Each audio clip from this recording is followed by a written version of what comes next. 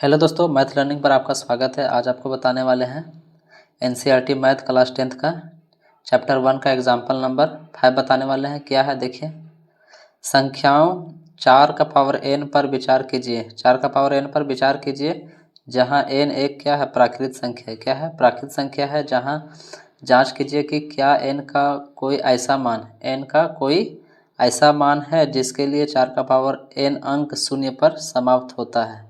तो हमको जांच करके यह भी बताना है कि n का कोई ऐसा मान है कि 4 का पावर n अंक जो है उस शून्य पर समाप्त होता है, यानी इकाई अंक जो है उस शून्य पर समाप्त होना चाहिए। तो देखिए, थोड़ा सा समझ लेते हैं क्या है।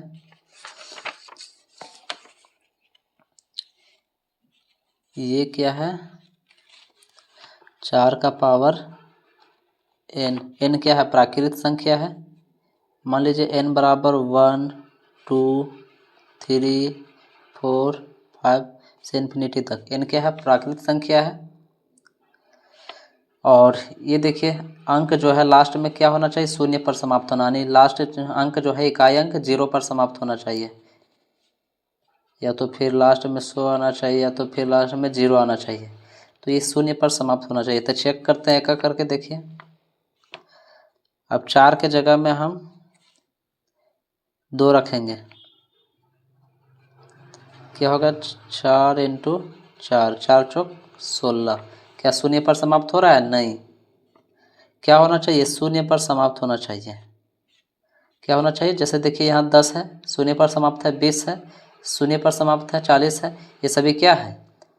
इकाई अंक क्या है? शून्य पर समाप्त है। और ये सभी क्या होगा? 5 से विभाज्य होगा। देखिए, अब मान लीजिए अगर 4 का पावर अगर हम 3 रखेंगे, 4 इंटू 4 इंटू 4, 4 चौक 16, 16 चौका 64। देखिए, शून्य पर समाप्त हो रहा है? कहाँ नहीं हो रहा है। तो n का ऐसा मान हमको ढूंढना है कि क्या होना चाहिए? 4 का पावर n अंक जो है वो शून्य पर समाप्त होगा, लेकिन ऐसा नहीं है। तो देखिए, हम क्या लिखेंगे यहाँ।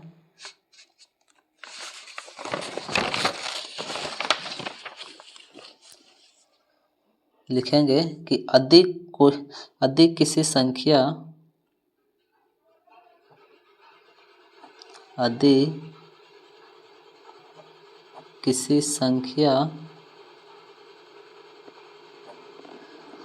n के लिए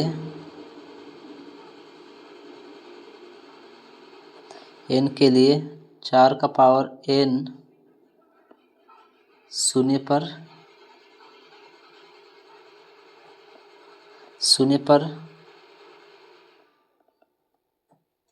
पर समाप्त होती है। शून्य पर समाप्त होगी तो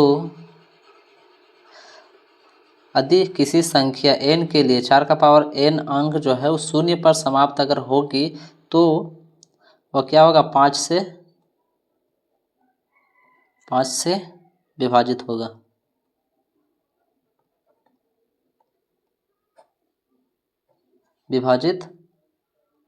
होगा। अगर कोई ऐसा संख्या है जो लास्ट में इकाई अंक जो है शून्य पर समाप्त होगा, तो उसका जो है वो 5 से क्या होगा? विभाज्य होगा। उसका गुणनखंड भी 5 होगा। देखिए, अतः आगे लिखेंगे, क्या लिखिएगा? अतः 4 का पावर n का एक अभाज्य गुणनखंड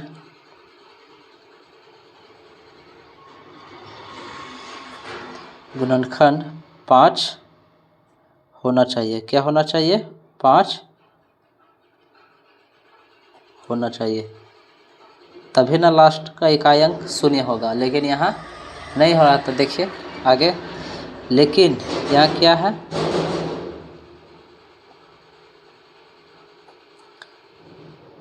4 का पावर n बराबर 4 जो है कितना बार है?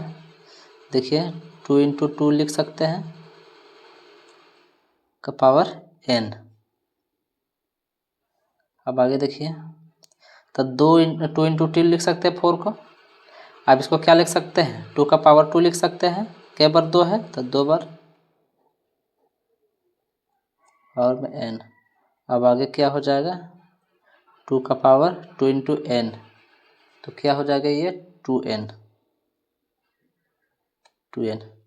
तो यहाँ हम देख रहे हैं कि 4 का पावर n जो है उसका गुणनखंड सिर्फ क्या आ रहा है, 2 आ रहा है। क्या आ रहा है, 2 आ रहा है। तो यह जो है वो शून्य पर समाप्त नहीं हो सकता है। तो क्या लिखेंगे आगे देखिए, n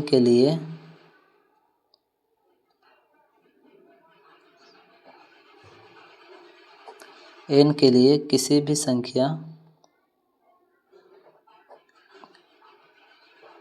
किसी भी मान के लिए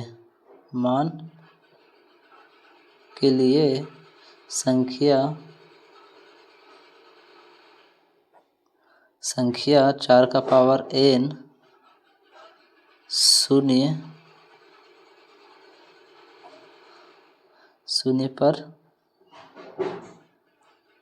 पर समाप्त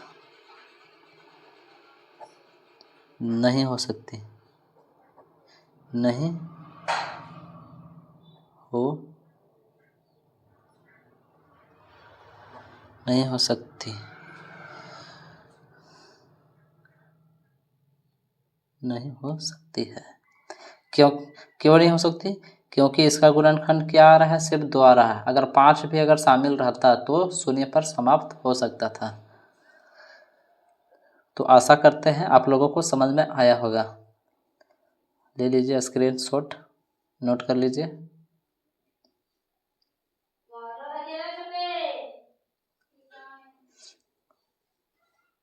धन्यवाद।